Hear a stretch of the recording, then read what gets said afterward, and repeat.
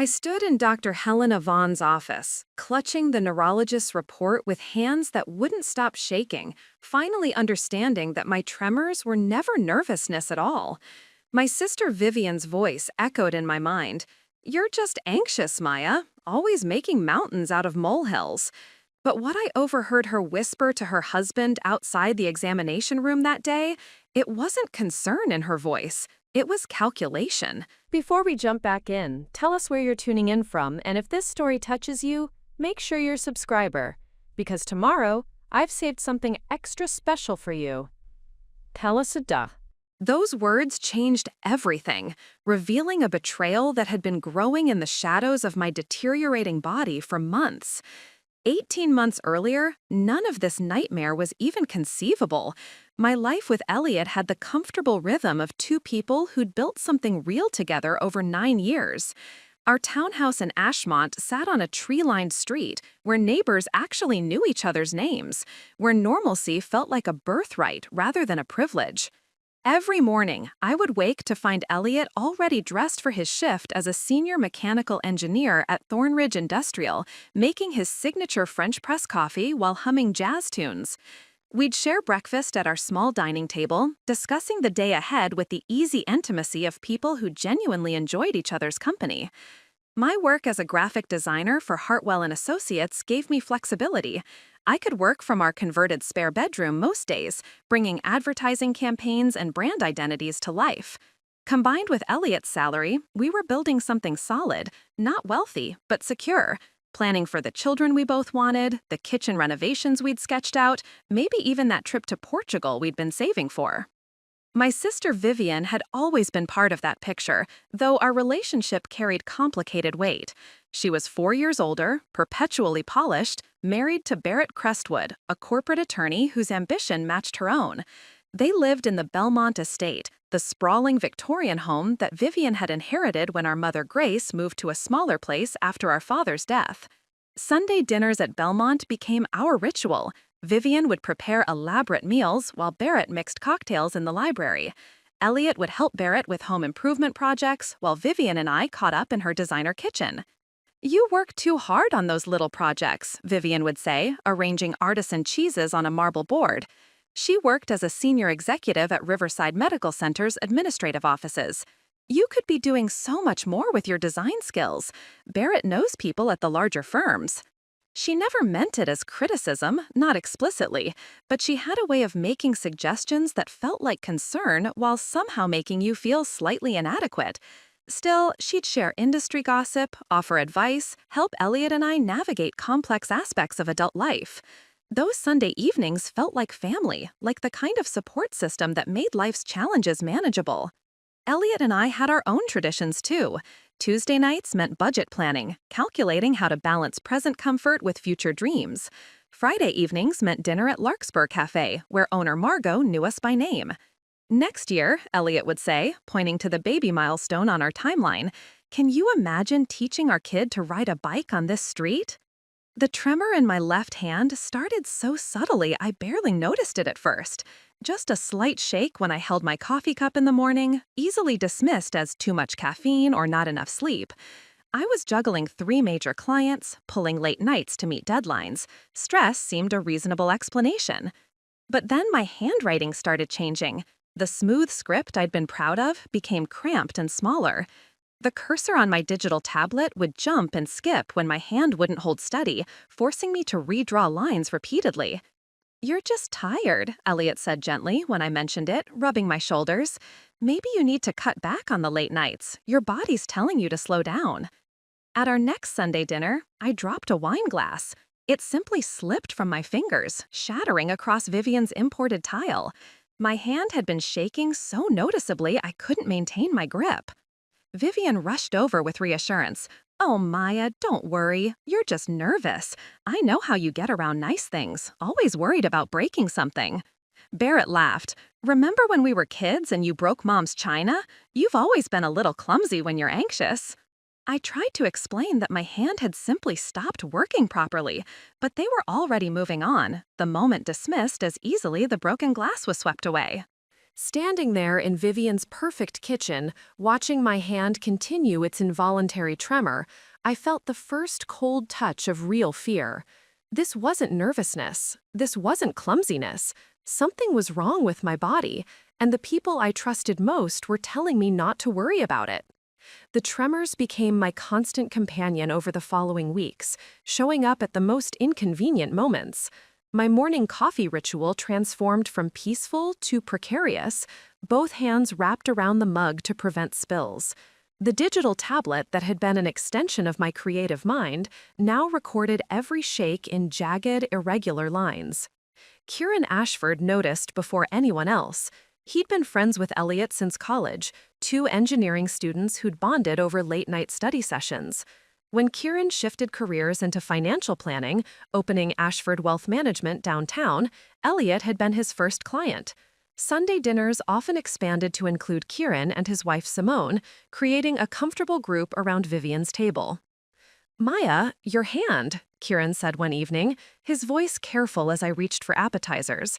"How long has that been happening?" Before I could answer, Vivienne swept in with fresh drinks. "Oh, Maya's always been high-strung. She gets nervous in social situations, don't you, sis?" "I'm not nervous," I said, frustration sharpening my tone. "It's been happening for weeks, even when I'm alone." Simone, elegant in her tailored dress from her position as a hospital liaison coordinator at Riverside Medical, patted my knee. "Stress manifests physically, Maya. I see it all the time. You're probably just pushing yourself too hard. Have you tried meditation?" The conversation shifted then. Barrett's latest case, Kieran's expanding client roster, Simone's upcoming promotion. My tremoring hand became just another minor concern, addressed and dismissed. But Kieran kept watching, his financial planner's eye catching how I struggled to cut my meat, how I abandoned my fork when my grip simply gave out. After dinner, while the men were outside, Kieran pulled me aside. "Maya, I'm not trying to alarm you, but that tremor looks neurological. My aunt had something similar before she was diagnosed with essential tremor. You should see a specialist." "Kieran's always catastrophizing," Vivienne said, appearing with coffee. "Remember when he thought Barrett had a heart condition and it was just indigestion? Maya's fine. She just needs to manage her stress." That night, lying in bed, I held my left hand up in the darkness and watched it shake. Kieran's words, neurological.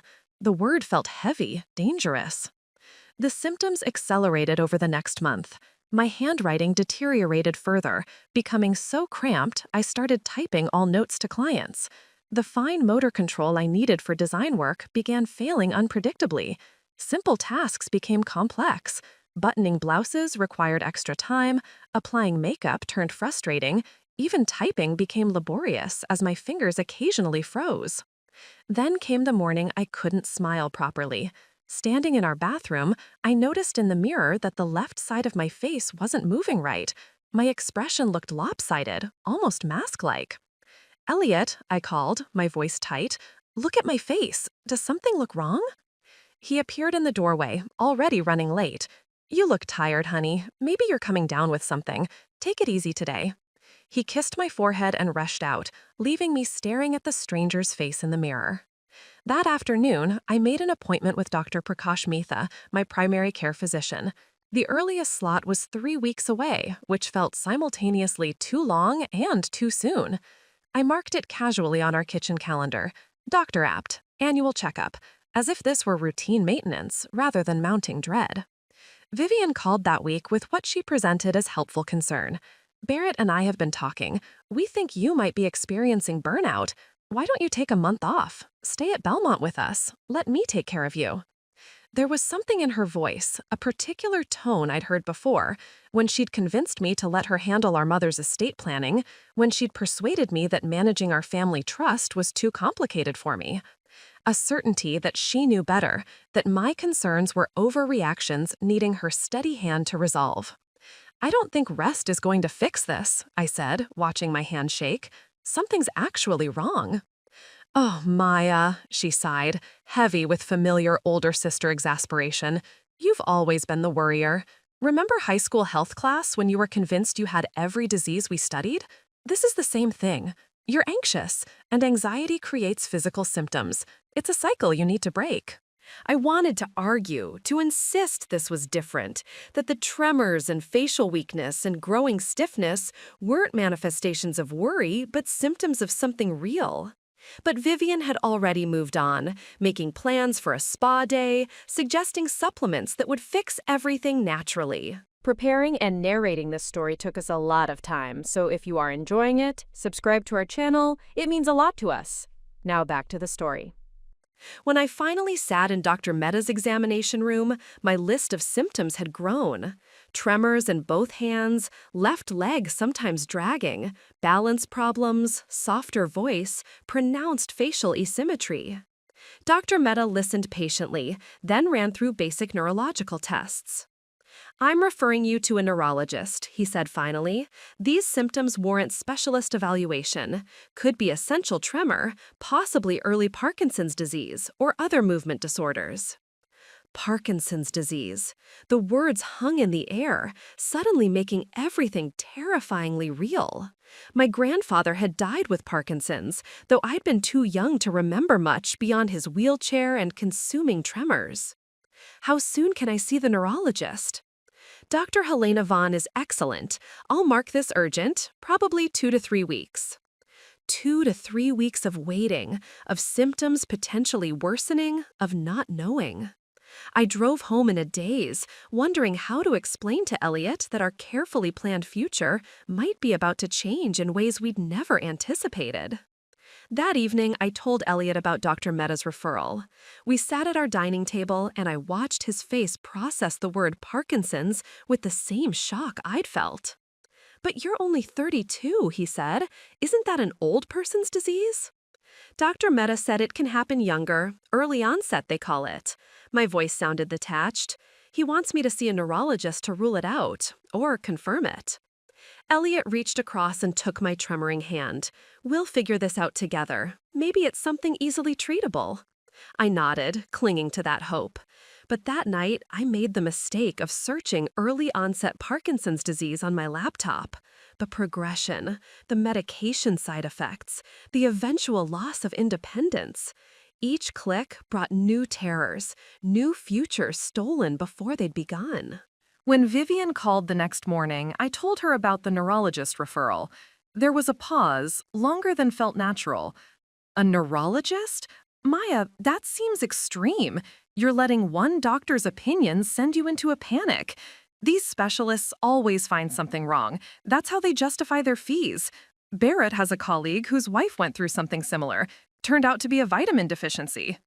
"But what if it's not simple?" "Then we'll deal with it when we know for sure," Vivienne said, her tone taking on that managing quality. "But spiraling into worst-case scenarios isn't helpful. You need to stay positive. Barrett and I have been researching. There are wonderful therapists who specialize in psychosomatic symptoms." After we hung up, I stared at my phone. Psychosomatic. She was still convinced this was all in my head. The 3 weeks until my neurology appointment stretched endlessly. My left arm began to swing less when I walked. I developed a slight shuffle. My face grew increasingly mask-like. Colleagues started commenting, "Are you okay? You seem tired." I stopped going to Sunday dinners at Belmont. The thought of navigating Vivienne's stairs with my unreliable balance, of dropping another wine glass while they reassured me it was just nerves, felt unbearable. I made excuses, work deadlines, not feeling well. Vivienne's texts grew more insistent. "You're isolating yourself, and that's the worst thing you can do. Barrett says depression often manifests with physical symptoms. You need to be around family. Come to dinner Sunday." But I couldn't face it. Kieran stopped by one evening with investment documents for Elliot. After Elliot excused himself for a work call, Kieran sat down across from me, his expression serious. "Maya, I'm worried. Elliot mentioned you're seeing a neurologist. That's good. You need answers. But have you thought about your financial situation if this is something serious? Disability insurance, power of attorney, that kind of planning?" The question felt premature, but his concern seemed genuine. "We have some disability coverage through Elliot's work." "You should think beyond that. If you can't work, if you need care, these things matter. I handle this kind of planning for clients all the time, just practical preparation." He pulled out his business card, writing on the back, "My direct line. When you're ready, call me. No pressure." After he left, I held his card, feeling the weight of implications. Disability, care needs, power of attorney, words that belong to people much older than me. The morning of my neurology appointment arrived with October rain. Elliot drove me to Dr. Helena Vaughn's office. The waiting room held mostly elderly patients, their tremors and shuffling gaits making me feel like I'd stepped into a preview of my own future. Dr. Vaughn spent nearly an hour with me, running thorough tests. She watched me walk, observed my expressions, tested reflexes and muscle tone. She had me tap my fingers together rapidly, noting how the movement slowed on my left side. "Mrs. Torrance," she said finally, her voice gentle but direct, "based on what I'm seeing, the resting tremor, the bradykinesia, the rigidity, the masked facies, and gait disturbances, I believe you have Parkinson's disease, young-onset Parkinson's, given your age." The words landed like a physical blow, even though I'd been preparing for them. Elliot's hand found mine. "How sure are you?" I whispered. "There's no single definitive test, but your clinical presentation is classic. I'd say 90% certain. We have medications that can manage symptoms effectively, especially early on. This isn't a death sentence, Maya. It's a chronic condition we'll manage together." She explained levodopa and dopamine agonists, discussing treatment options and progression expectations. But I barely heard half of it. My mind kept catching on that percentage, 90% certain. As we left with prescriptions and pamphlets, I felt the ground shift fundamentally. The future Elliot and I had mapped out suddenly seemed like artifacts from someone else's life. In the parking lot, Elliot pulled me into an embrace as rain continued falling. "We'll get through this," he said. "I'm not going anywhere." But I wondered how true that could remain. How much would this disease take from us, and how long before the person he loved disappeared into tremors and rigidity? I didn't know then that the Parkinson's diagnosis would be only the beginning of my losses, that the real betrayal was already being set in motion by the very people who were supposed to support me through this nightmare. I called Vivienne from the car, needing to tell someone in my family before the news became real.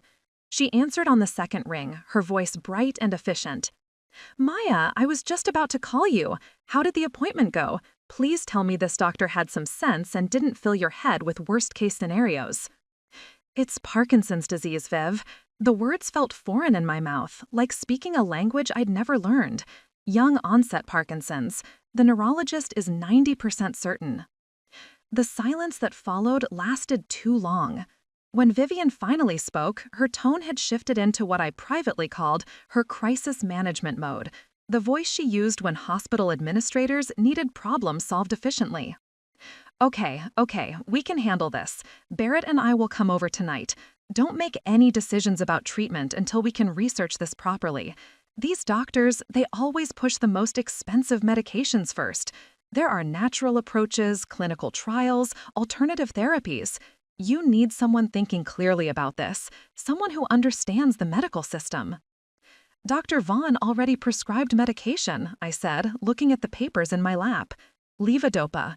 She said it's the most effective treatment. Of course she did. Vivienne's sigh carried across the phone line, heavy with implication. Maya, sweetheart, I work in hospital administration. I know how this works.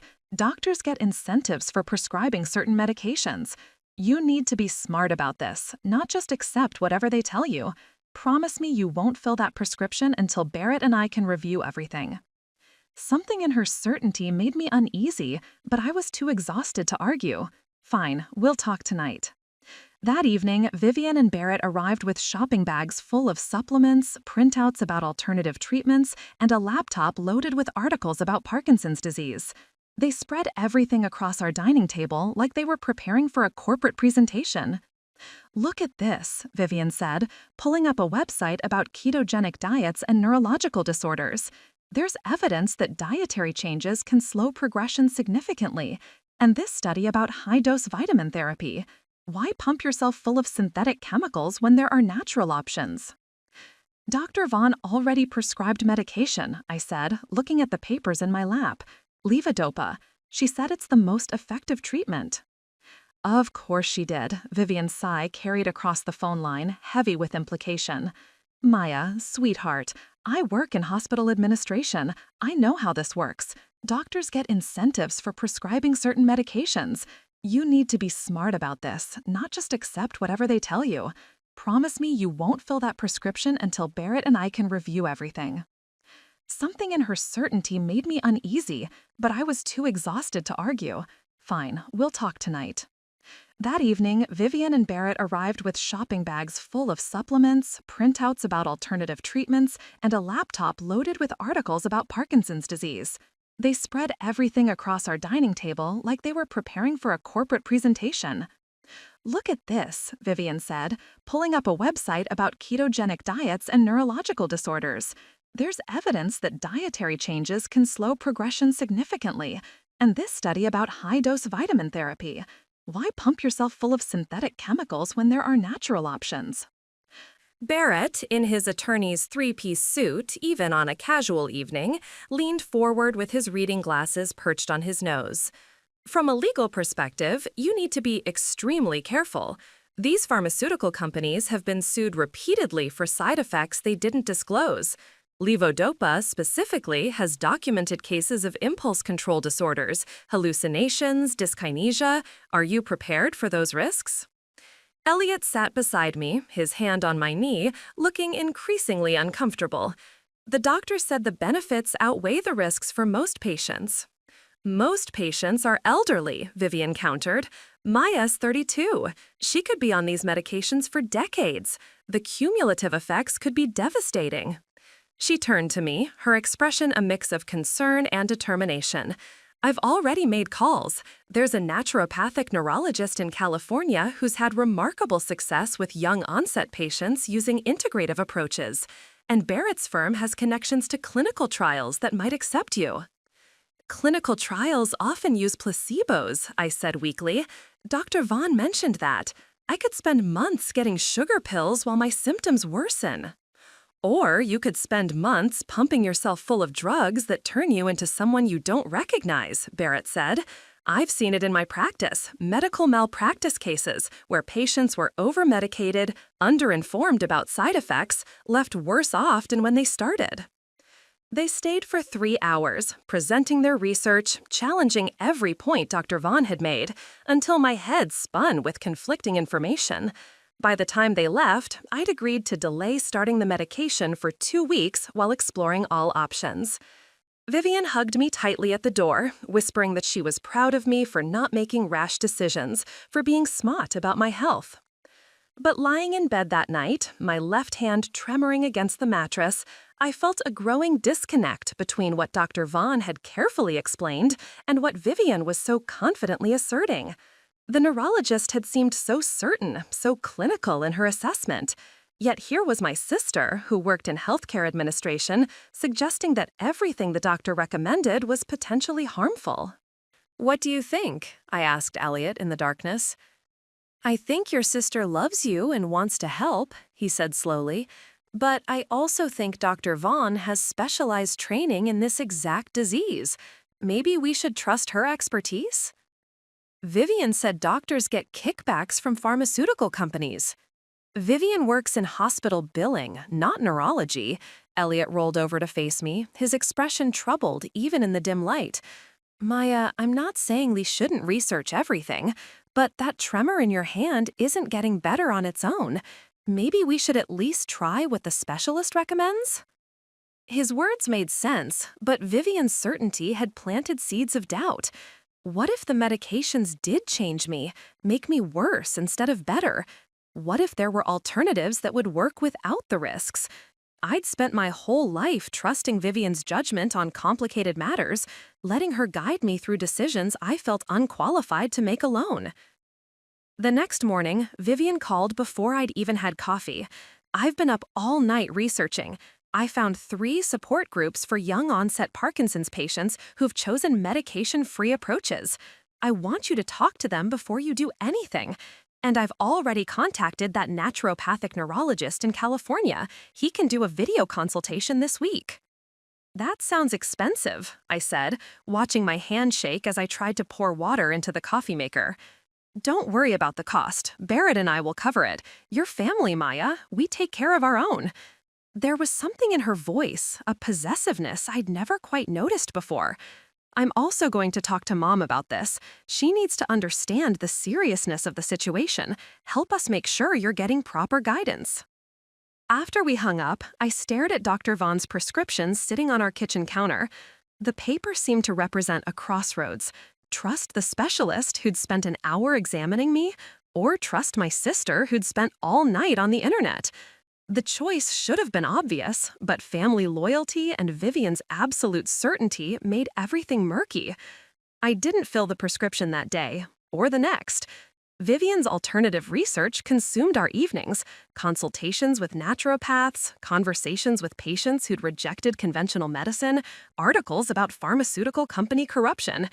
Each piece of information made the simple act of taking a pill seem more complicated, more dangerous, more like surrender to a system that might not have my best interests at heart. My symptoms continued worsening, but Vivienne assured me this was normal, that we were still in the information-gathering phase, that rushing into medication would be a mistake I'd regret for decades to come. It wasn't until 2 weeks later, when I could barely hold a pen to sign my name, that I began to suspect Vivienne's help might be something else entirely. The California naturopath's video consultation cost $1,200. Vivienne transferred the money to my account before I could protest, insisting it was an investment in my future. Dr. Castellano, tanned and confident in his beachfront office, spent 45 minutes explaining how pharmaceutical companies had hijacked Parkinson's treatment, pushing toxic medications when the body could heal itself through proper nutrition and supplementation. "Your sister is absolutely right to be cautious," he said, his smile practiced and reassuring.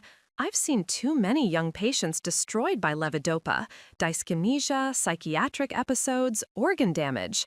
The pharmaceutical approach treats you like a chemistry experiment, not a human being."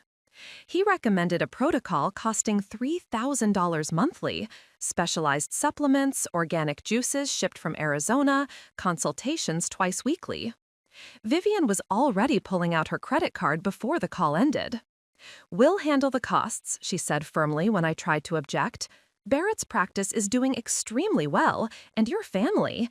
Besides, this is cheaper than dealing with medication side effects down the road." But it wasn't just the money that made me uneasy. It was the way Vivienne had begun managing every aspect of my diagnosis, making decisions before I could fully process them, scheduling appointments with practitioners I'd never heard of, filling our refrigerator with expensive organic produce and supplements that tasted like chalk. "You need to let us help you," she said when I suggested maybe I should try Dr. Vaughn's approach first, see if the medication worked. "You're not thinking clearly right now. The stress of diagnosis clouds judgment. That's why you have family, to make rational decisions when you can't." Elliot grew increasingly quiet during these conversations, his discomfort visible but unexpressed. When I asked him privately what he thought, he admitted he was torn. "Your sister seems so certain, and she does work in healthcare. But Maya, you're getting worse. The tremors spread to your right hand now. Maybe we should at least try the medication Dr. Vaughn prescribed?" The morning I woke unable to button my own shirt, I finally called Dr. Vaughn's office. My fingers wouldn't cooperate. The simple task of pushing small buttons through fabric suddenly impossible. Elliot had to help me dress, and the humiliation of that dependence broke something inside me. "I need to start the medication," I told the nurse who answered. "Can I still fill the prescription she wrote 6 weeks ago?" "Of course. Dr. Vaughn will want to see you first, though, check how things have progressed. Can you come in tomorrow?" I agreed, feeling equal parts relief and dread. That evening, I told Vivienne about the appointment. Her reaction was immediate and sharp. "Maya, no. You promised you'd give the natural approach time. It's only been 6 weeks. Healing takes months, not days.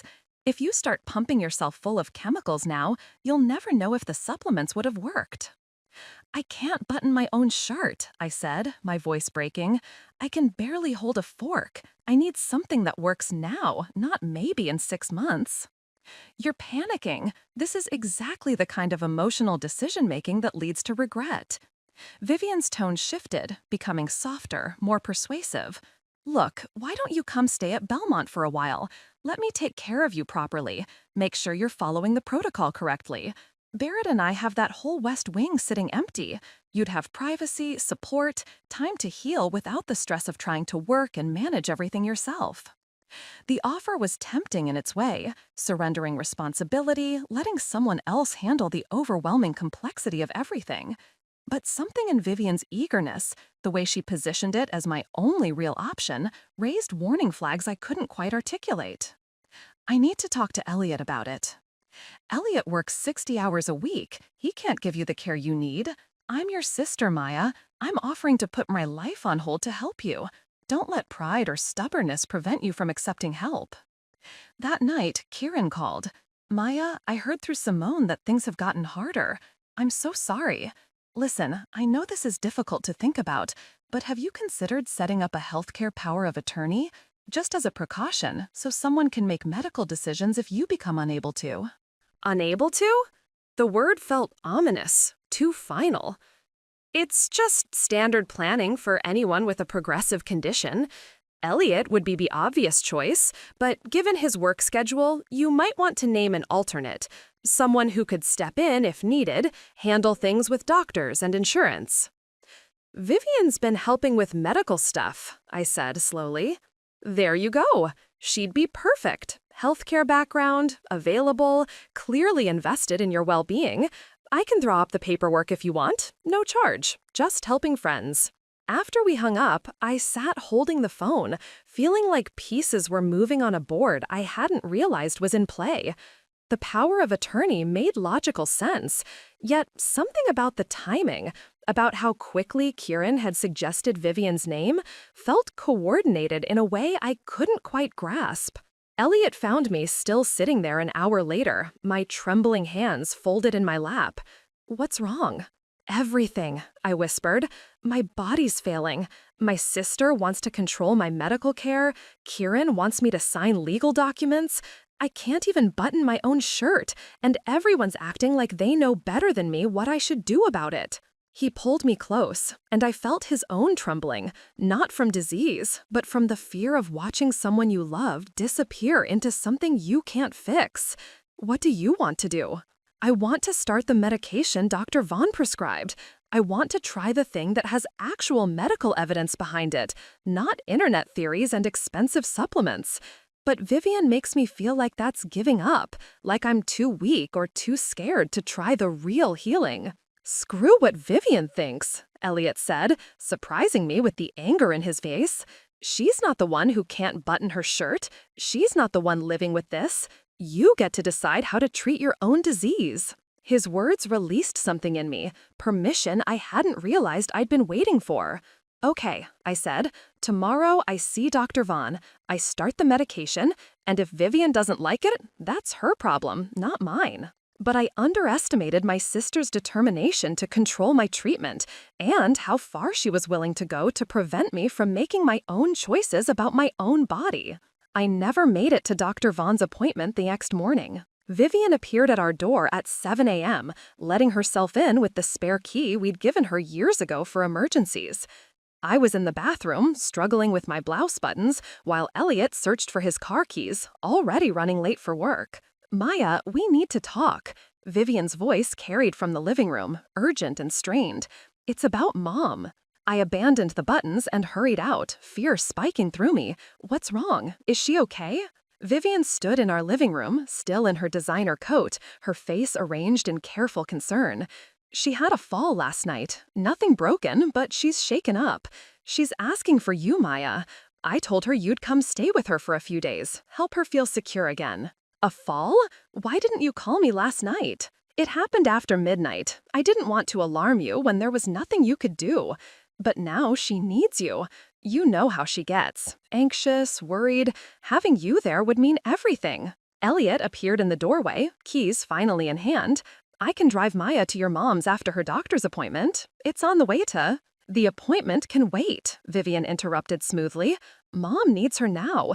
Besides, I've been thinking about what you said yesterday, Maya, about starting the medication. You're right, you should have access to all options. But Dr. Vaughn isn't the only neurologist in Tennessee. I've arranged a consultation with Dr. Richard Pembroke at Riverside Medical. He's more open-minded about integrative approaches. He can write prescriptions, but also respects alternative methods. Something felt wrong about the timing, about how quickly Vivienne had pivoted from opposing medication to offering an alternative doctor. But the thought of Mom, alone and scared after a fall, overrode my suspicion. I should go see Mom, I said to Elliot. Can you reschedule with Dr. Vaughn's office? Maya, he started, then caught Vivienne's sharp look. Yeah, okay, I'll call them from work. Vivienne drove me to Mom's cottage on the outskirts of Ashmont, talking the entire way about Dr. Pembroke's credentials, his holistic philosophy, how he'd successfully treated several Riverside medical executives with various conditions. She'd already made an appointment for me that afternoon, just to get his opinion, compare approaches. When we arrived at Mom's house, I found her in her garden, pruning roses with steady hands, looking perfectly fine. Maya, what a lovely surprise! She hugged me, smelling of soil and lavender. Vivienne said you might stop by this week. This week? I turned to Vivienne, confusion rising. I thought she fell last night? Mom's face wrinkled in puzzlement. Fell? No, dear, I'm perfectly fine. Although I did trip over the garden hose Tuesday. Is that what you mean? Scared myself more than anything. The realization hit like cold water. There had been no emergency. No late-night fall. Vivienne had lied to get me away from my appointment with Dr. Vaughn. Vivienne, what's going on? My voice came out sharper than intended. I'm protecting you from making a terrible mistake, she said, her composure cracking slightly. Dr. Vaughn is a pharmaceutical puppet. She'll load you up with medications without considering alternatives. Dr. Pembroke will give you real options, help you make an informed choice instead of just pushing pills. You lied about Mom to manipulate me into missing my appointment. I did what was necessary because you're not thinking clearly. The Parkinson's is affecting your judgment, making you impulsive and emotional. Someone has to look out for your best interests. Mom looked between us, alarm growing in her expression. What's happening? Vivienne, what is she talking about? Maya has Parkinson's disease, Vivienne said, her tone shifting to patient explanation. Young onset. She's not handling it well, wanting to rush into aggressive pharmaceutical treatments without proper research. I'm trying to help her consider all options before she damages herself irreversibly. Parkinson's? Mom's hand flew to her mouth. Maya, why didn't you tell me? I was going to, Mom. I was still processing it. I felt trapped, cornered by Vivienne's manipulation and Mom's sudden concern. The afternoon dissolved into chaos. Mom insisted I stay, wanting to discuss everything, to understand what was happening to her daughter. Vivienne kept pushing the Dr. Pembroke appointment, emphasizing how he was expecting me and had cleared his schedule specifically. By the time I extracted myself and called Elliot to pick me up, it was after 4. Dr. Vaughn's office was closed, and I'd missed not just my appointment, but the entire day. She lied, I told Elliot in the car, my hands trembling with anger as much as disease. She invented an emergency to stop me from seeing Dr. Vaughn. She's trying to control everything. That's crossing a line, Elliot said, his jaw tight. Maya, I think we need to set some boundaries with your sister. But when we got home, we found Kieran waiting on our doorstep with a manila envelope. Hey, sorry to ambush you, but Vivienne asked me to drop these off. The power of attorney documents we discussed. She thought you might want to review them tonight, maybe sign them while everything's fresh in your mind. I took the envelope, feeling the weight of pages inside. Kieran, did Vivienne tell you what she did today? She mentioned helping you explore different treatment options. Listen, Maya, I know this is overwhelming, but having these legal protections in place really is important, especially if your condition progresses. Vivienne just wants to ensure someone can advocate for you if you can't advocate for yourself. After he left, I opened the envelope. The documents named Vivienne as my healthcare power of attorney, giving her authority to make all medical decisions if I was deemed incapacitated. There were also financial power of attorney papers, property agreements, and other forms I didn't fully understand, all with bright yellow tabs marking where I should sign.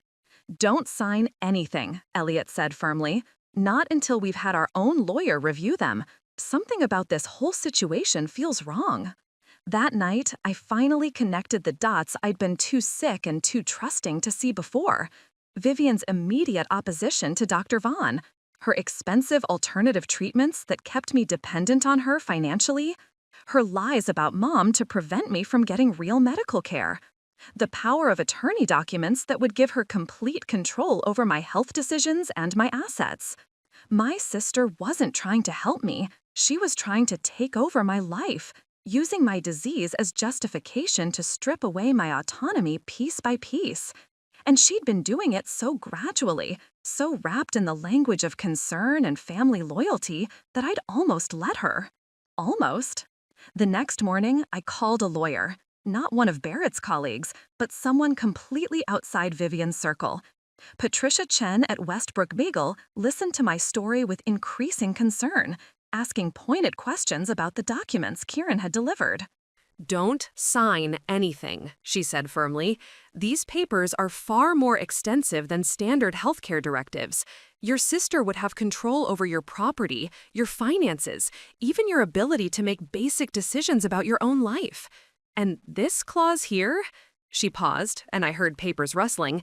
"It's written so broadly that almost any disagreement with a doctor's recommendation could be construed as you being incapacitated and trigger the power of attorney. So if I insisted on taking medication she didn't approve of, she could potentially have you declared incompetent to make your own medical decisions. Mrs. Torrance, this isn't protection. This is control. I'd like to review your financial accounts as well, see if there are any irregularities." That afternoon, while Elliot was at work, I began my own investigation. I logged into our bank accounts, credit cards, the investment account Kieran had set up for us 2 years ago. Everything seemed normal at first. Our checking account balanced, savings untouched, credit cards showing only our usual expenses. Then I looked at the investment account more carefully. The statements Kieran sent us monthly showed steady growth, conservative returns that matched what he'd promised. But when I logged into the actual brokerage website using the credentials we'd been given, I found something else entirely. 2 accounts existed under our names. The one on the statements, showing exactly what Kieran had reported, and a second one, hidden behind a different login path, showing significantly different numbers. Money had been moved between them in complex transactions I didn't fully understand, but the pattern was clear. Funds were being siphoned from the visible account into the hidden one, then transferred elsewhere. I called Patricia immediately.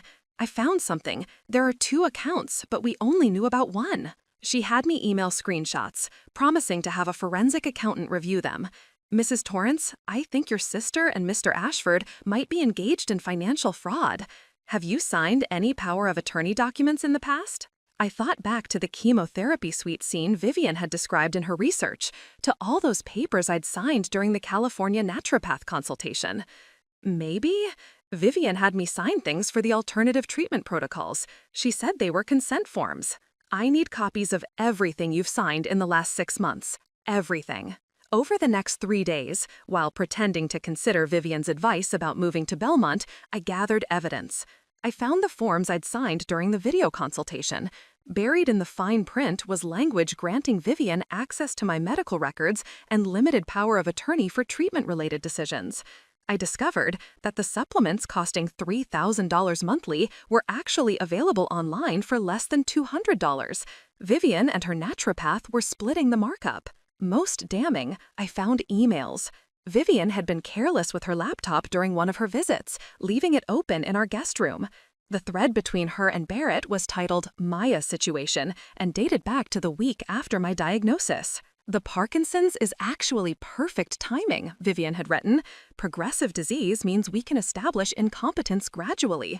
Kieran's already setting up the financial infrastructure. By the time she realizes what's happening, we'll have medical justification for full conservatorship. The Belmont property alone is worth $1.2 million, plus whatever we can access from her accounts. Barrett's response was clinical, lawyerly. Make sure all documents are properly executed. We need clear evidence of her declining decision-making capacity. The medication resistance narrative is good, shows she's not thinking rationally about her own health. Keep pushing the alternative treatments. The more she deteriorates, the stronger our case becomes.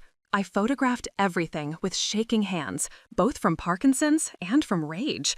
My own sister was deliberately sabotaging my treatment, letting me get worse so she could steal my inheritance and control my assets.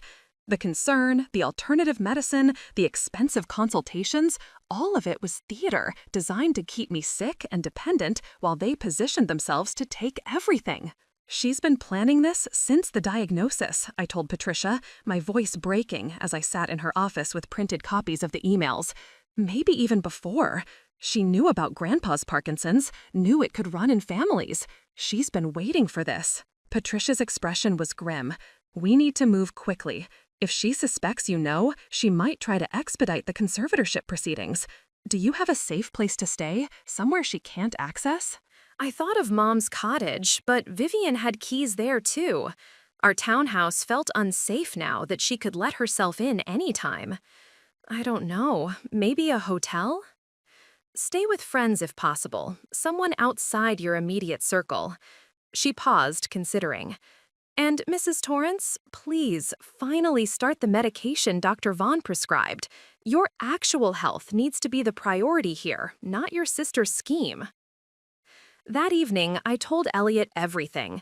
We sat at our dining table, the same table where we'd planned our future, where Vivienne had spread her manipulation disguised as help, and I watched his face cycle through disbelief, anger, and finally a cold determination I'd rarely seen in him. "We're calling the police," he said. "This is fraud. Maybe elder abuse statutes apply? Something. She can't just—" Patricia says it's complicated. I signed some things voluntarily. The financial stuff might be civil rather than criminal. We need more evidence, need to catch them in the act of something clearly illegal. Then we'll get that evidence, whatever it takes. Elliot pulled out his phone. And we're changing all our passwords tonight. Every account, every login. She and Kieran don't get access to anything anymore. We spent hours securing our digital life, creating new email addresses, moving money to accounts at different banks, changing locks on our doors. With each step, I felt like I was preparing for war against my own family, because that's exactly what it was. The next morning, I finally filled Dr. Vaughn's prescription. The medication would take weeks to show full effects, but just taking that first pill felt like reclaiming something Vivienne had tried to steal, my right to make my own choices about my own body. I didn't know then that the real confrontation was still ahead, that Vivienne's desperation would drive her to actions even more extreme than I'd imagined. But I was done being the trusting little sister, done letting her control my life under the guise of care.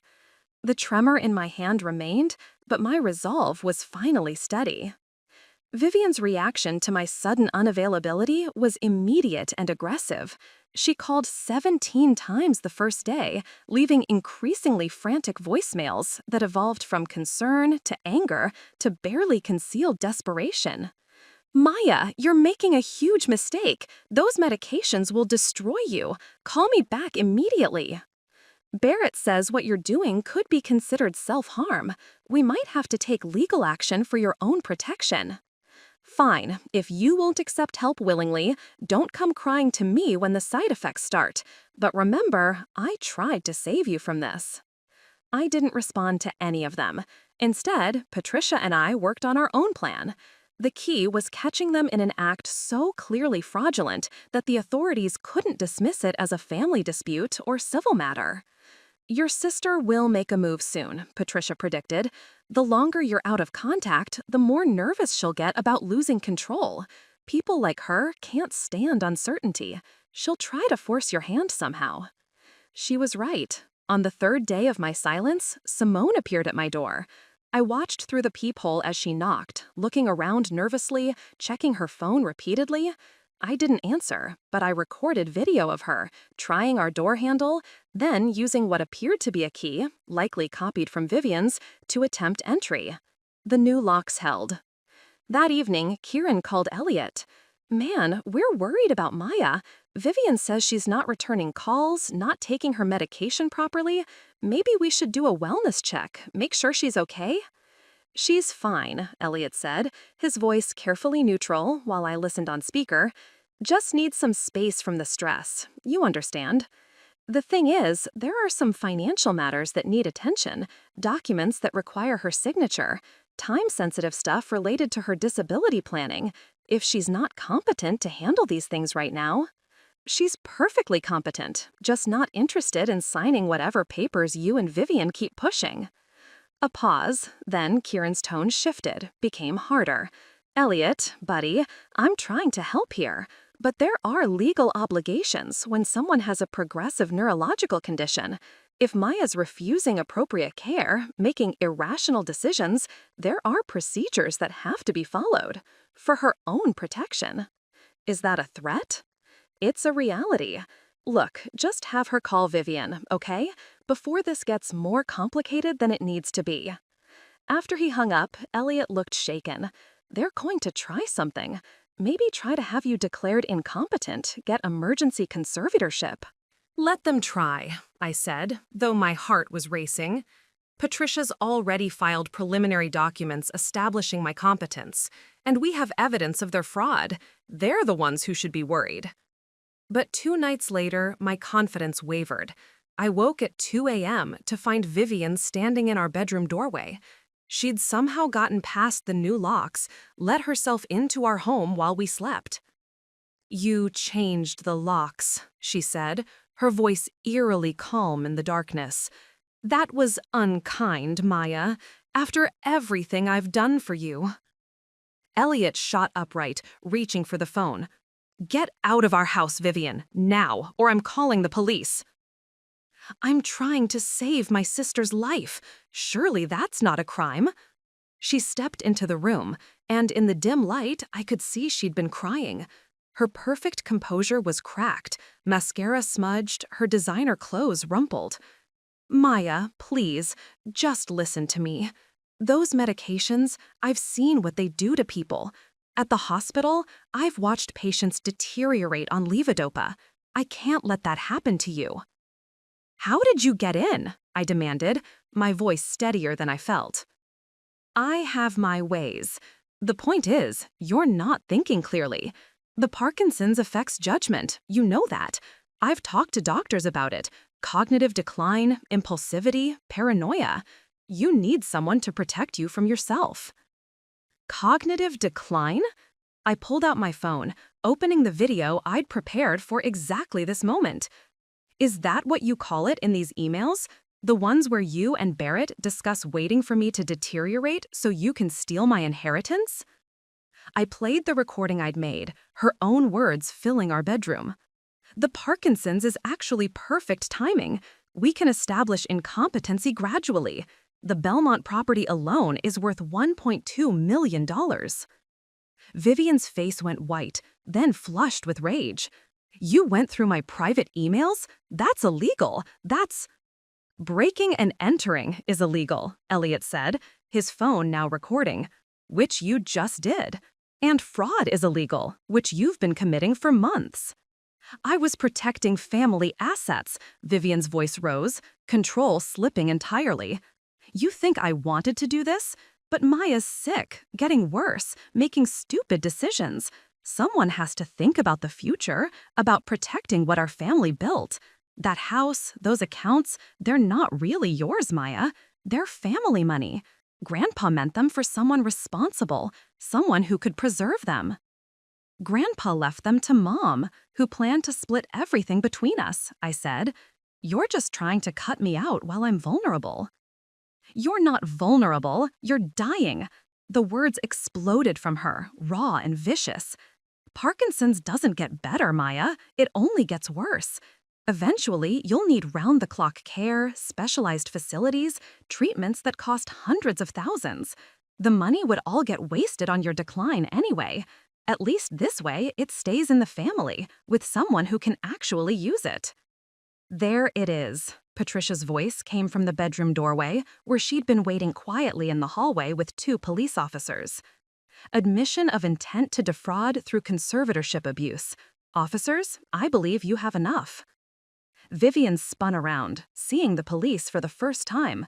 Her expression cycled through shock, fear, and finally landed on something like betrayal as she looked back at me. You set me up, your own sister. You've been setting me up since the day I was diagnosed, I said quietly. The only difference is I actually love you. I would never have used your illness to rob you blind.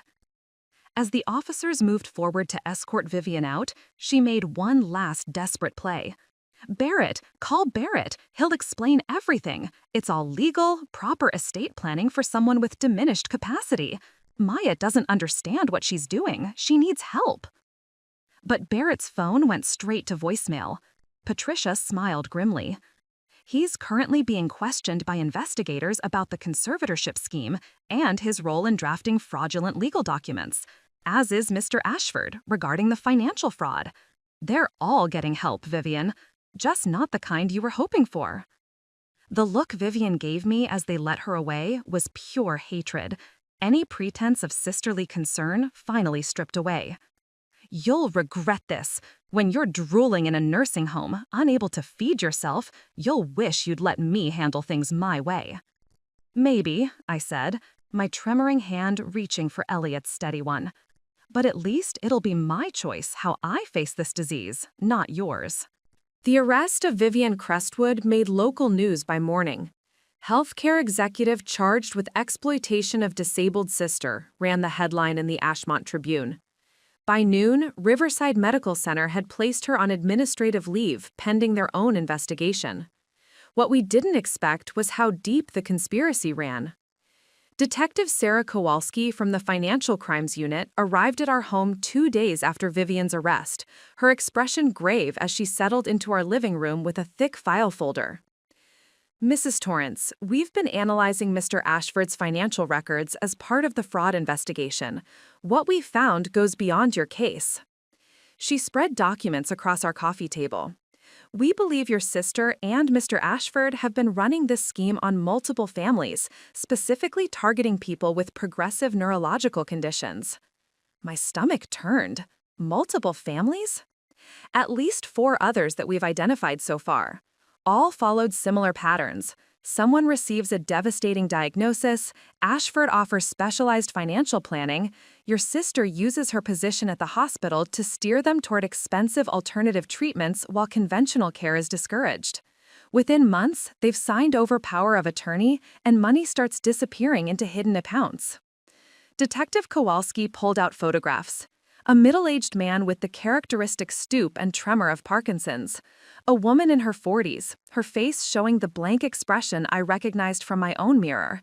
An elderly gentleman in a wheelchair, his hands folded and rigid. Robert Finch, diagnosed with Parkinson's 3 years ago.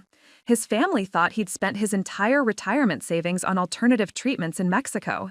Actually, Ashford had transferred most of it to offshore accounts. Margaret Hendricks, early-onset Alzheimer's. Her husband was told they were broke and should consider state care. We found over $300,000 in accounts she'd never authorized. Thomas Kelly, ALS.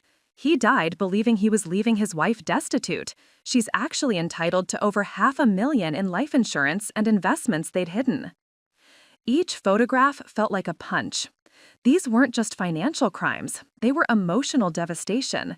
People dying while carrying guilt about money that had been stolen from them. How did they get away with it for so long? Elliot asked, his voice tight with anger. Your sister's position at Riverside gave her access to patient information, allowed her to identify vulnerable targets. Ashford's financial credentials provided cover. Everything looked legitimate on paper. And they were careful, targeting people who were already isolated, confused by their diagnoses, desperate for hope that alternative treatments offered. By the time families might have questioned things, the patients had often declined too far to advocate for themselves. Or died, I said quietly. Or died, Detective Kowalski confirmed.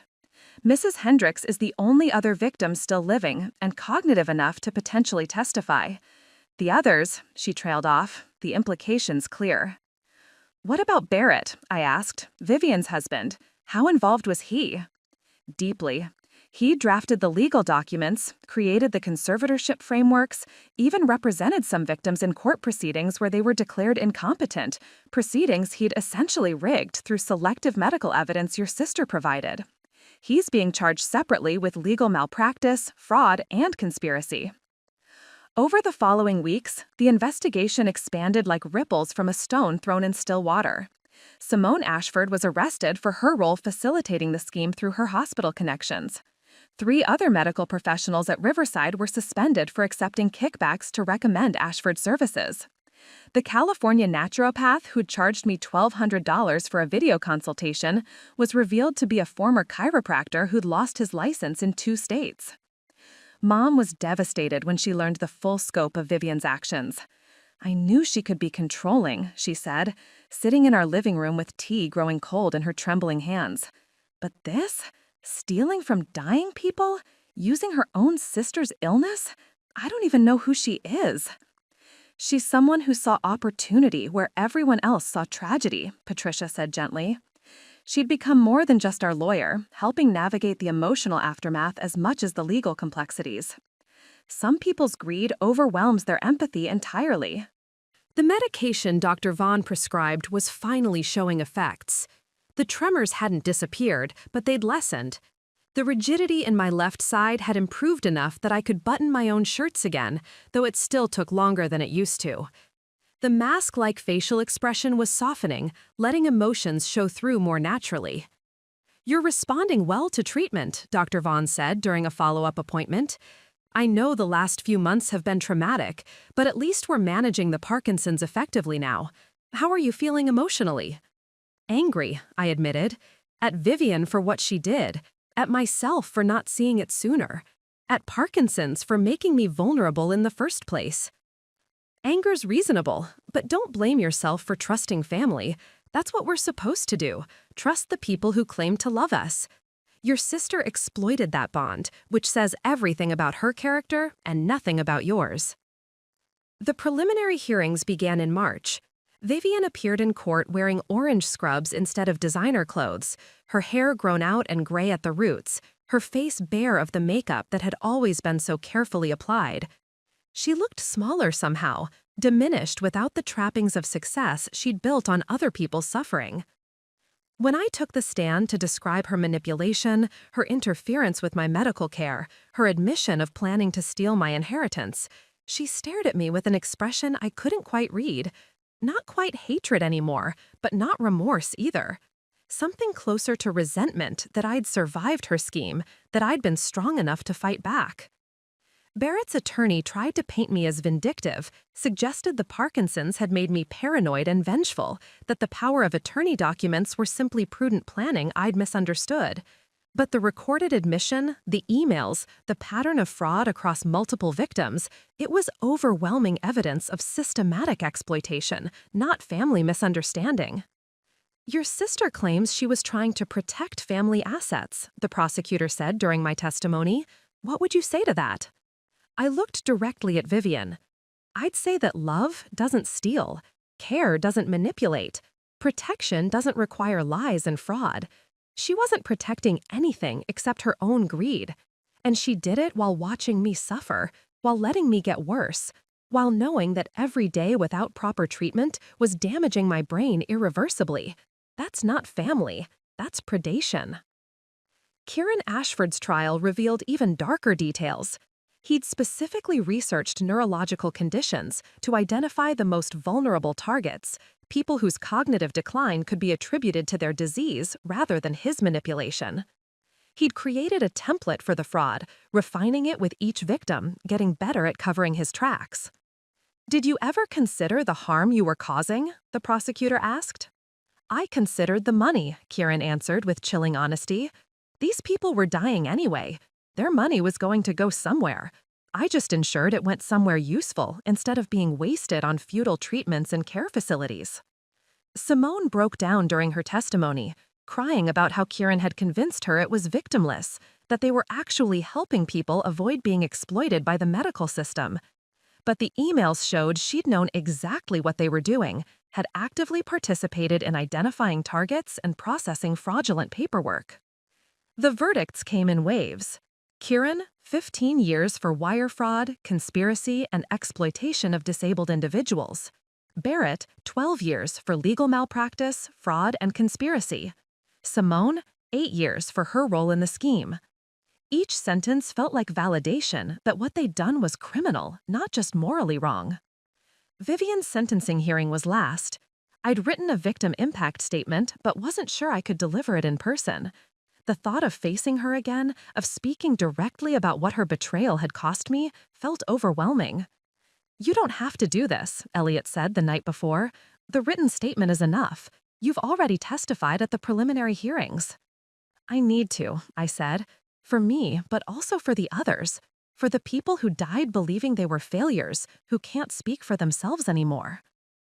The courtroom felt smaller than it had during the preliminary hearings. Or maybe I'd just grown stronger in the months since Vivienne's arrest. I walked to the witness stand with my left hand tremoring visibly, but my steps were steady. The medication had helped, but more than that, reclaiming control over my own treatment had helped. I was managing my Parkinson's now, not drowning in it. Vivienne sat at the defense table in her orange jumpsuit, flanked by her attorney. Her eyes found mine, and for a moment I saw a flash of the sister I'd known, or thought I'd known, before the diagnosis revealed who she really was. The judge nodded at me. "Mrs. Torrance, you may read your statement." I unfolded the paper with trembling fingers, then set it down. I didn't need it. These words had been living in my chest for months. "Your Honor, my name is Maya Torrance, and I'm 32 years old. I have young-onset Parkinson's disease. That diagnosis changed my life in ways I'm still learning to accept. But it was my sister's response to that diagnosis that truly devastated me." I looked directly at Vivienne.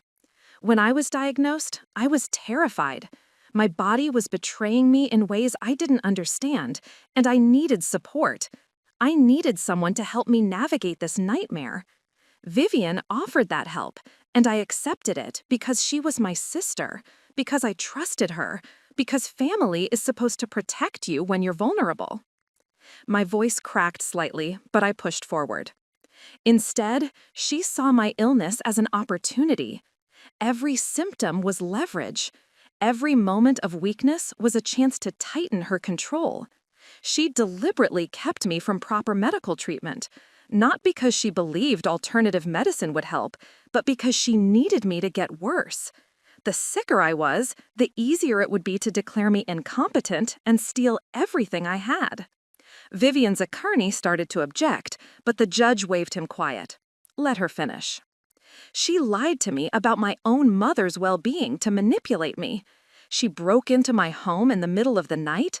She forged documents and created fake medical consultations that cost thousands of dollars. But worse than any of that, she let me suffer unnecessarily for months. Every day I went without proper treatment, my brain was being damaged. Parkinson's destroys dopamine-producing cells, and they don't regenerate. The delay she caused in my starting medication means I lost function I'll never get back." I held up my tremoring hand. This tremor might have been better controlled if I'd started treatment when I was first diagnosed. The rigidity in my left side, the facial masking, the balance problems, all of it could have been less severe with early intervention. But Vivienne needed me disabled. She needed me desperate and declining so her scheme would work. Mom was crying quietly in the gallery. I saw her wipe her eyes, and it strengthened my resolve. But the worst part, the thing I can barely say out loud, is what she did to my sense of self. She made me doubt my own judgment about my own body. When I said something was wrong, she convinced me I was anxious, neurotic, making mountains out of molehills. When I wanted to trust my doctor, she made me feel like I was giving up, being weak, not fighting hard enough. She used my love for her and my trust in her to make me question everything about myself. I paused, letting that sink in. And I wasn't even her only victim. She did this to at least 4 other families. Robert Finch died thinking he'd failed his family financially. Margaret Hendrick's husband almost put her in state care because he thought they were broke. Thomas Kelly spent his last days apologizing for being poor. These people's final months were poisoned by guilt over money that had been stolen from them. That's not just theft, Your Honor. That's torture. Vivienne's face remained impassive, but I saw her hands clench on the table. My sister stood at my bedside when I was at my lowest, looked at my suffering, and calculated how much money she could extract from it. She heard my fears about the future and used them as tools to manipulate me. She watched me struggle to button my own shirt and saw dollar signs instead of her sister's pain. I took a breath, steadying myself. I want the court to understand that this wasn't just financial fraud. This was a betrayal of the most fundamental trust that exists between family members. She weaponized my illness. She turned my vulnerability into her profit margin. And she did it while claiming to love me, to be protecting me, to have my best interests at heart. My voice hardened. I will live with Parkinson's disease for the rest of my life. I will manage symptoms, adjust to progression, lose abilities I once took for granted. That's my reality, and I'm learning to accept it. But I will also live with the knowledge that my own sister hoped I would fail, wanted me to decline, celebrated my deterioration because it served her purposes.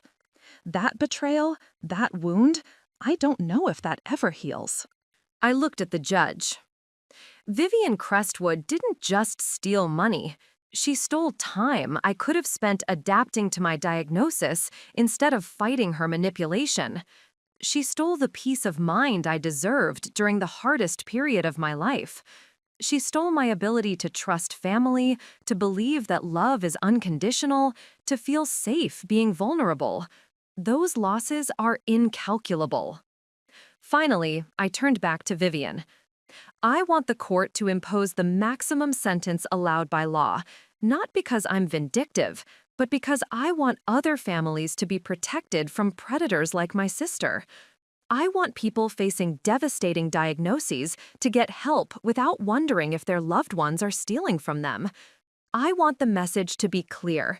If you exploit the disabled, if you prey on the dying, if you turn family tragedy into personal profit, you will be held accountable. I folded my statement. That's all I have to say, Your Honor. Except this. I will survive my Parkinson's disease. I will adapt and cope and find joy despite this condition. But Vivienne Crestwood will have to live with what she did, with who she chose to be when someone she claimed to love needed her most. And I hope that's a heavier burden than any tremor or rigidity I'll ever face. The courtroom was silent as I stepped down. I didn't look at Vivienne again. I'd said everything that needed to be said, and she wasn't worth another moment of my attention. The judge took a brief recess before sentencing. When court reconvened, her expression was stern. Ms. Crestwood, I've presided over many fraud cases in my career, but few have disturbed me as deeply as this one. You held a position of trust in the healthcare system. You had expertise that should have been used to help vulnerable people navigate complex medical decisions. Instead, you weaponized that knowledge to exploit them at their most desperate moments. Vivienne stood, her lawyer beside her, her face finally showing cracks in its composure. The court sentences you to 18 years in federal prison for wire fraud, exploitation of disabled individuals, conspiracy, and related charges. You will also be required to make full restitution to all victims and are permanently barred from working in healthcare or financial services. 18 years. Vivienne would be over 50 when she was released. The sister I'd known, or thought I'd known, would essentially cease to exist in that time. As the bailiffs led her away, she looked back once. Our eyes met, and I saw something that might have been regret. But it was too late for regret, too late for apologies or explanations. The person who should have protected me had chosen to prey on me instead, and now she would face the consequences of that choice. I walked out of the courthouse with Elliot's hand in mine, my left hand still tremoring, but my heart somehow lighter. Justice had been served. The truth had been told. And for the first time since my diagnosis, I felt like I could finally begin actually living with Parkinson's disease, instead of fighting both it and the people who should have been fighting alongside me. The financial recovery process took months to untangle. Forensic accountants traced money through shell companies, offshore accounts, and investment vehicles designed specifically to hide assets from their rightful owners. What they found was staggering in its scope and cynical in its execution. Kieran had been meticulous in his theft. Every transaction looked legitimate on paper: investment transfers, portfolio rebalancing, strategic asset allocation. Only when you examined the entire pattern did the fraud become clear. Money flowed out of victim accounts into entities controlled by him, Vivienne, and Barrett, then dispersed in ways that made recovery complicated but not impossible. We've recovered approximately 80% of what was stolen from you, Patricia explained in her office, presenting me with a detailed accounting. The Colorado property sale, frozen assets, liquidated investments. After legal fees and restitution to other victims, you're looking at about $400,000 returned to your accounts. $400,000? It should have felt like a victory, but mostly it felt like the return of something that should never have been taken. Money I would have used for treatment, for adapting our home as my condition progressed, for securing our future despite the Parkinson's. What about the other victims? I asked. Margaret Hendricks is receiving full restitution. She needs it for her Alzheimer's care. Robert Finch's widow is getting back everything that was stolen, plus damages. Thomas Kelly's wife finally understands that her husband's guilt was manufactured. She's using the money to fund ALS research in his name. Patricia paused. You all deserved better than what was done to you. The recovered funds allowed Elliot and I to finally make the modifications we needed. We converted our home office into a more accessible bedroom on the first floor for when stairs became too challenging. We installed grab bars in the bathroom, bought adaptive devices that made daily tasks easier despite my tremor. We set aside money for future care needs, whatever those might be.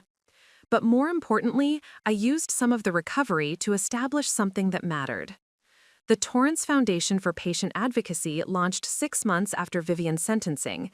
Its mission was simple: provide free financial and legal review services for people diagnosed with progressive neurological conditions.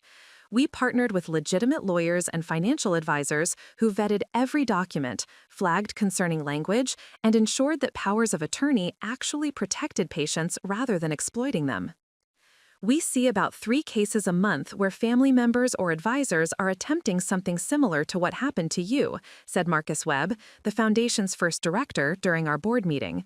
Not always as elaborate, but the same basic pattern, using someone's vulnerability as an opportunity for personal gain.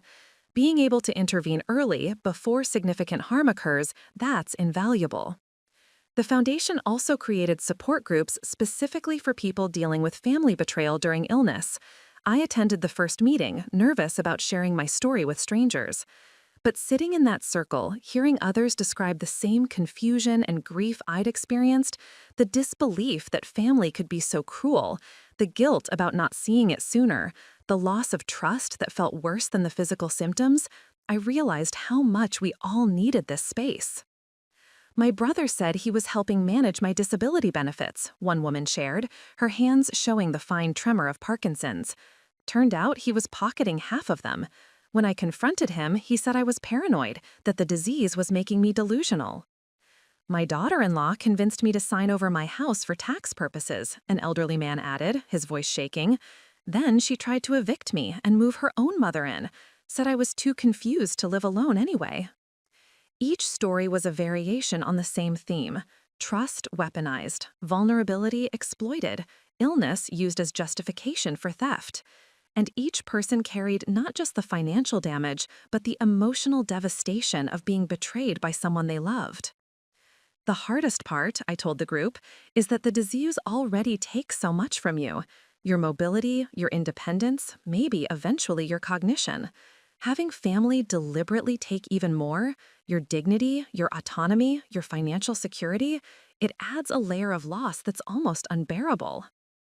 But sharing these experiences, validating each other's pain, learning we weren't alone in facing this particular nightmare, it helped. The foundation became a lifeline for people navigating the dual trauma of progressive illness and family betrayal. Dr. Vaughn became one of our strongest advocates, referring patients she suspected might be vulnerable to exploitation. I can treat the Parkinsons, she told me during one of my regular appointments, but I can't protect them from predatory family members or financial advisors. Having your foundation to refer them to, knowing someone will review those documents they're being pressured to sign, it's made a real difference. My own treatment continued with adjustments and adaptations. The levodopa helped significantly, though I experienced some of the side effects Barrett had warned about, occasional nausea, some dyskinesia when the dose was too high. But Dr. Vaughn worked with me to find the right balance, and the benefits far outweighed the drawbacks. "You're managing well," she said during my one-year post-diagnosis appointment. "The disease is progressing, but slowly. You're maintaining good function, staying active. How are you feeling emotionally?" "Better," I said honestly. "The foundation helps. Knowing that what happened to me is preventing harm to others, it gives it meaning, you know? It wasn't just suffering for nothing." Mom struggled more with the aftermath than I did in some ways. The revelation of what Vivienne had done, the depth of her betrayal, shattered something fundamental in how Mom understood her own family. "I keep thinking I should have seen it," she said during one of our weekly coffee dates at Larkspur Cafe. "I raised her. I should have known she was capable of something like this." "She hid it well," I reminded her gently. "She fooled everyone. That's what made her so dangerous." "But she's my daughter. Both of you are my daughters. And one of you tried to destroy the other. How do I reconcile that?" I didn't have an answer. Mom had written to Vivienne once, a letter asking simply, why? Vivienne never responded. Maybe there was no answer that would make sense, no explanation that could justify what she'd done. Some betrayals were too fundamental to explain away with circumstances or pressures or misunderstandings. Elliot and I adapted to our new normal. My Parkinson's meant adjustments, I worked fewer hours, focused on projects that didn't require fine motor control, accepted that some days my symptoms were worse than others. But we also found unexpected gifts in the struggle. A deeper appreciation for the small victories, a steady hand long enough to sign my name, a day with minimal tremor, the ability to still hug him without my body betraying me completely. "I'm sorry, this is our life now," I said one evening, watching my hand shake as I tried to hold a wine glass. "This isn't what I imagined either," Elliot admitted. "But you're still you, Maya, still the person I chose to build a life with. The Parkinson's is something we're dealing with, not something that defines everything." The foundation grew beyond what I'd initially imagined. Within a year, we'd helped protect over 40 families from various exploitation schemes. We'd identified patterns, flagged suspicious practitioners, built a database of warning signs that healthcare providers could use to identify potential abuse situations. We also started educational programs, teaching people with new diagnoses what legitimate help looked like versus manipulation, how to maintain control over their own medical and financial decisions while still accepting appropriate support, the difference between advocacy and exploitation. "You've taken something terrible and transformed it," Patricia said during one foundation event. "That's not nothing, Maya."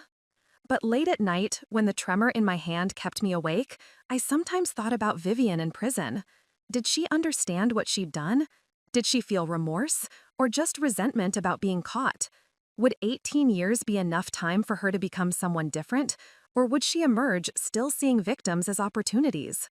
I didn't know, and ultimately, it didn't matter.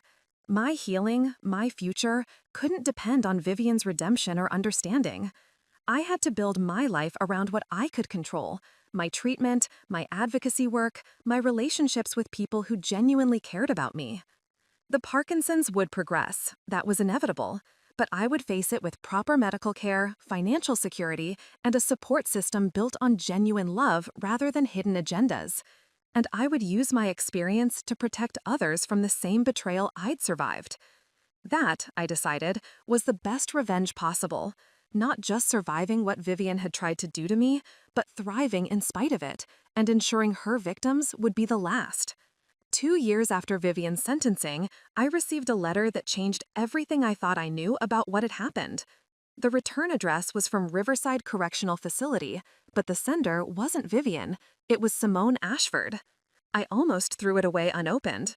Simone had been complicit in the scheme, had helped identify vulnerable targets, had processed fraudulent paperwork knowing exactly what it meant for the families involved. But something made me hesitate, and eventually curiosity won over anger. The letter was 7 pages, handwritten in neat script that grew progressively more erratic as it went on. "Dear Maya," it began, "I don't expect forgiveness, and I'm not writing to ask for it. But there are things you need to know about what really happened, things that didn't come out during the trials. You deserve the whole truth, even if it changes nothing." What followed was a confession that went deeper than anything revealed in court. Simone described how Kieran had started the scheme years before he'd met Vivienne, targeting elderly patients with dementia in nursing homes. How he'd refined his methods through trial and error, learning to identify the perfect victims, sick enough to be vulnerable, wealthy enough to be worthwhile, isolated enough that irregularities might go unnoticed.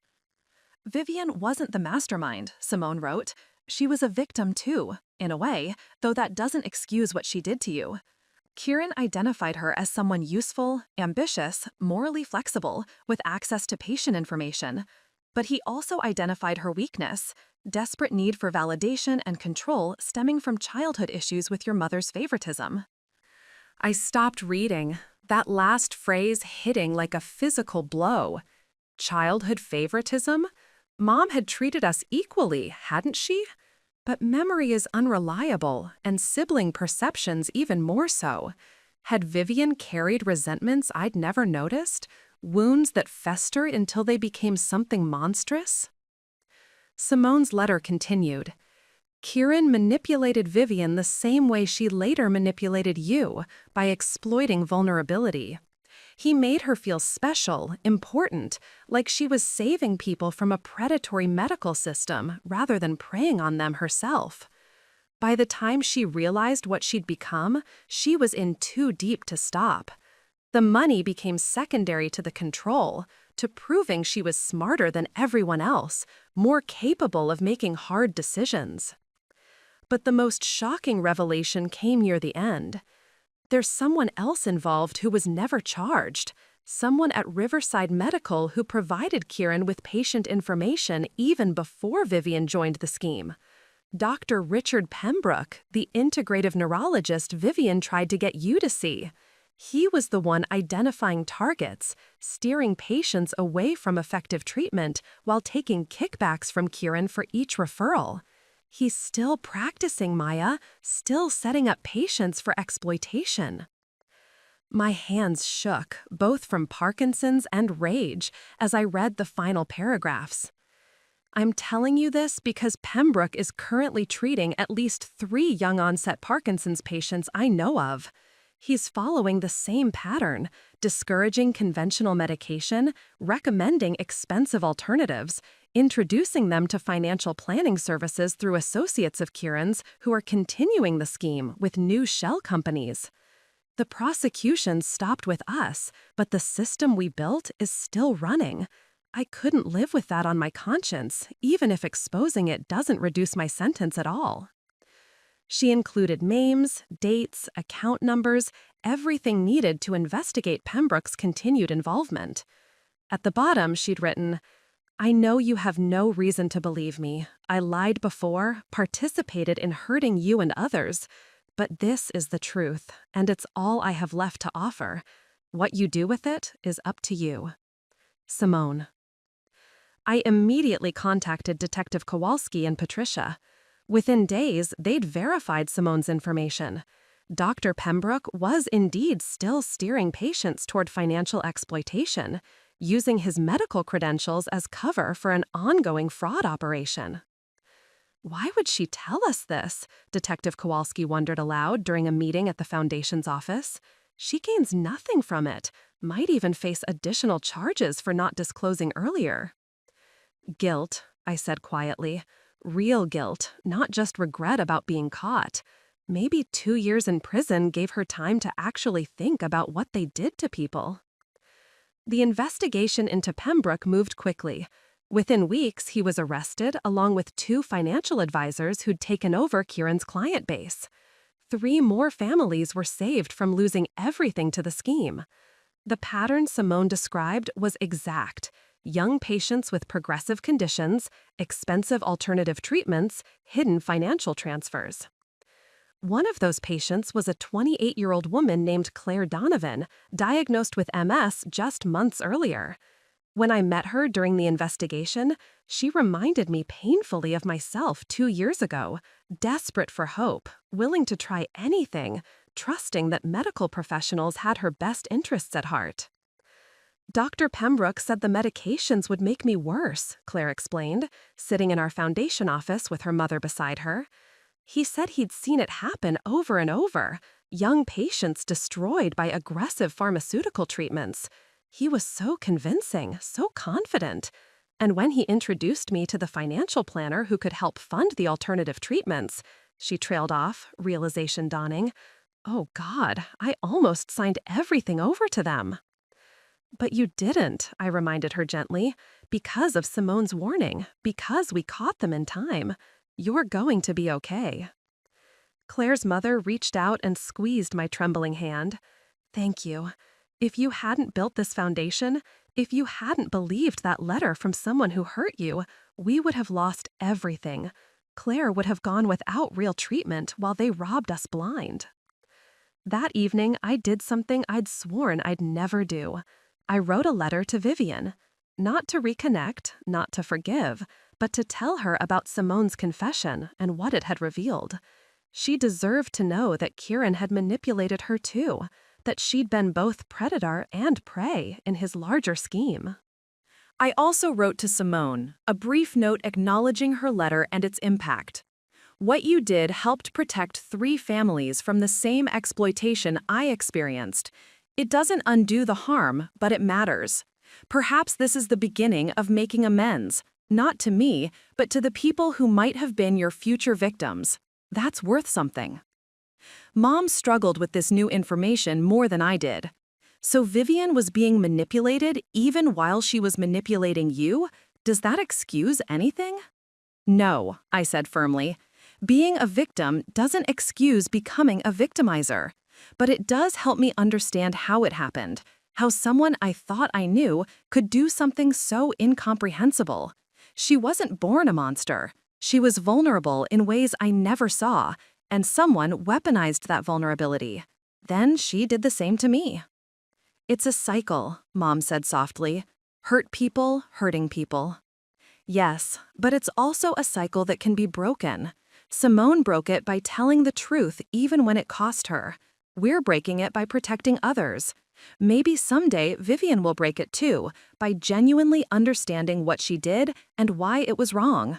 But that's her journey, not mine. The expanded investigation led to broader reforms.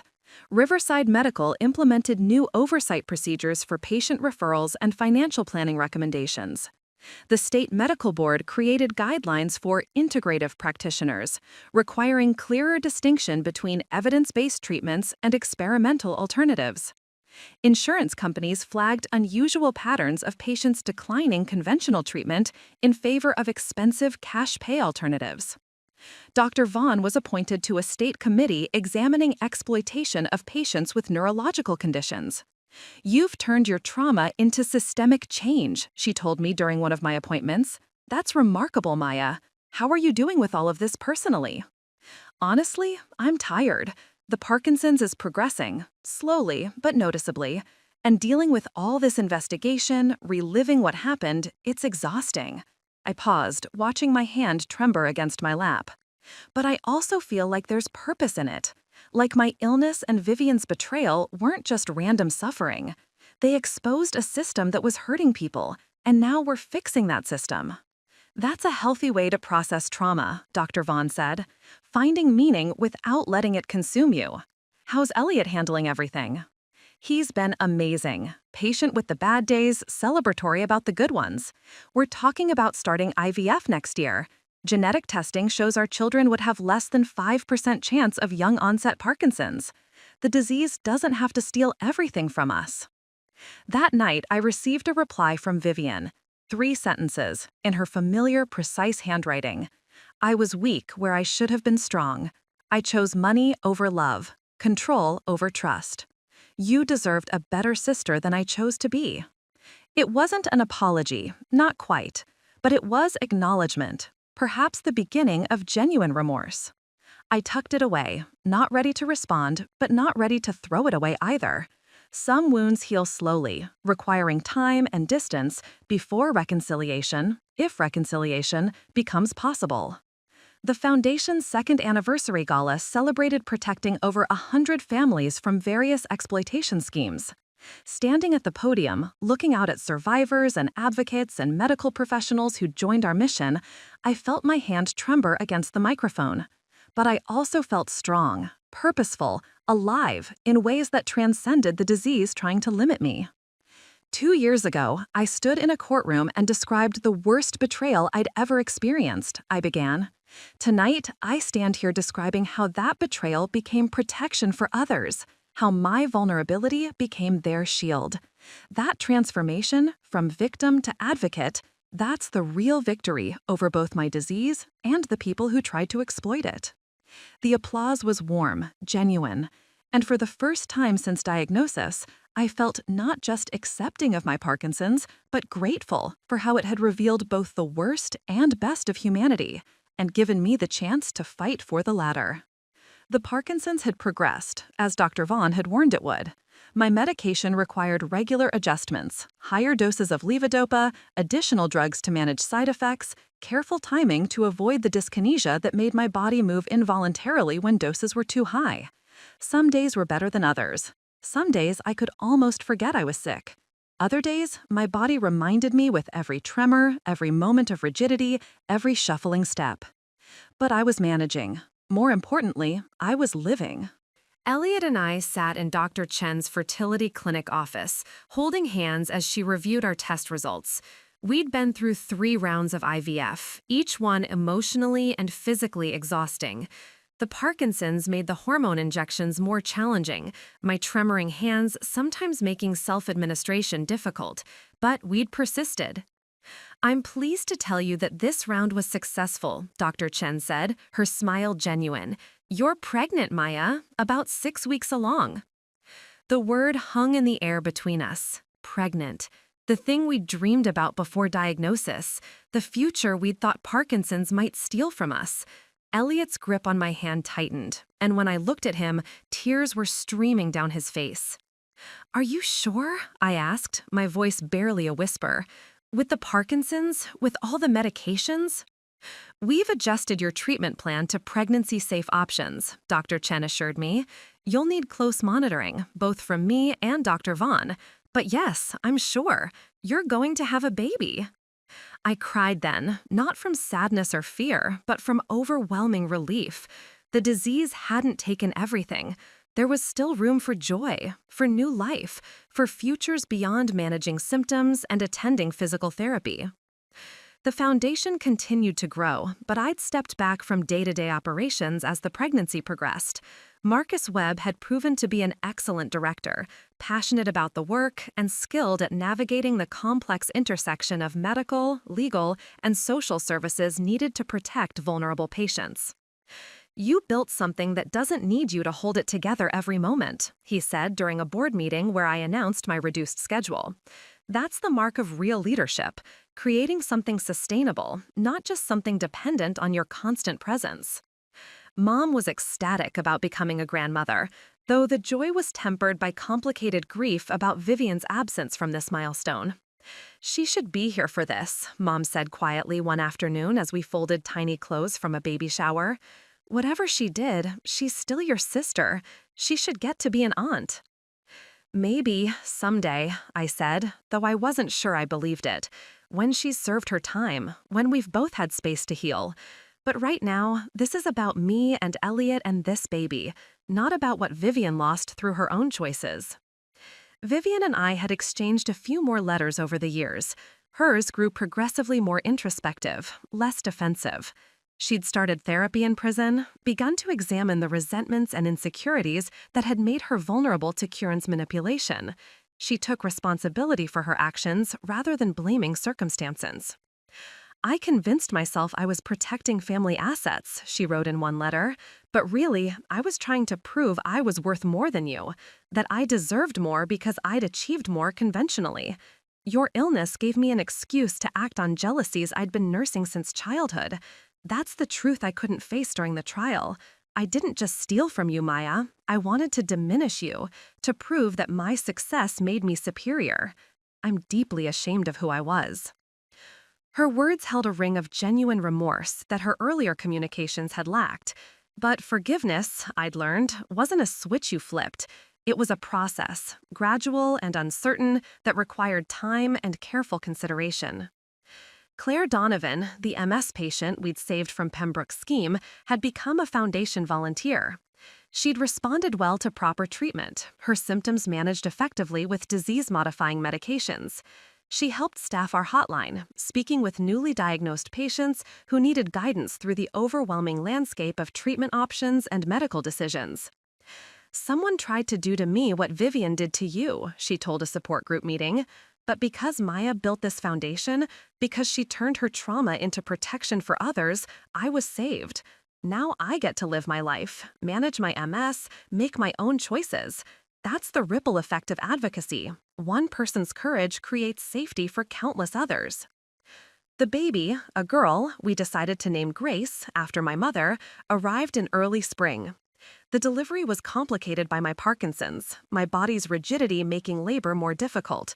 But she was healthy, perfect, with Elliot's dark eyes and a grip that was surprisingly strong for such tiny fingers. Holding her for the first time, feeling her warmth against my chest while my hands tremored slightly, I felt something shift inside me. The Parkinson's was part of my story, but it wasn't the whole story. I was also a mother now, an advocate, a survivor, a wife, a daughter. The disease was one thread in a tapestry that contained so much more. "She's beautiful," Elliot whispered, his arm around both of us. "You're both beautiful." Dr. Vaughn visited us in the hospital, bringing flowers and medical advice in equal measure. "Parenting with Parkinson's will have challenges," she said honestly, "but you'll adapt. You've already proven you can face incredible obstacles, and not just survive them, but transform them into something meaningful." The foundation established a new program, support services for parents with progressive neurological conditions, adaptive equipment for holding babies safely despite tremors, support groups for managing parenting responsibilities while managing symptoms, resources for talking to children about a parent's illness. Once again, my experience became a blueprint for helping others navigate similar challenges.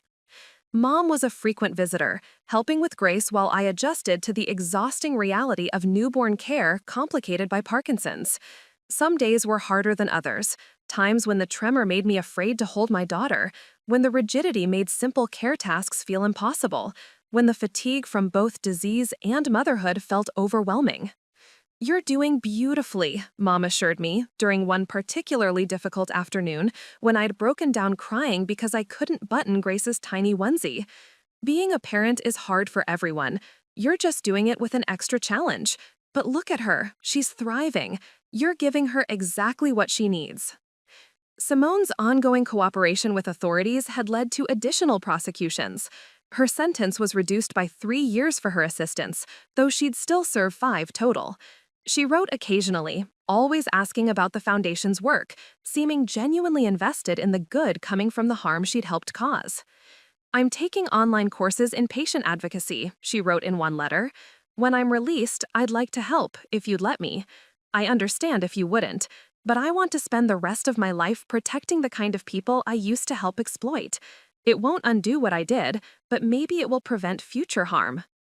I wasn't sure how I felt about that possibility. Could someone who'd been so complicit in such cruelty genuinely transform? Did I owe her a chance to make amends, or was protecting vulnerable people too important to risk on someone with her history? That's a decision for future you, Elliot said wisely when I voiced these concerns. Right now, focus on Grace, on your health, on the Foundation's continued work. Simone's redemption or lack thereof doesn't have to be your responsibility. Grace's first birthday brought unexpected joy. She took her first steps holding on to my hands, tremoring, imperfect hands that she trusted completely. She didn't know those hands were sick, didn't understand that her mother's body worked differently than others. To her, I was just mom, exactly as I should be. The Foundation celebrated its 5th anniversary with a gala that felt less like a charity event and more like a family reunion. Over 500 families had been protected from exploitation.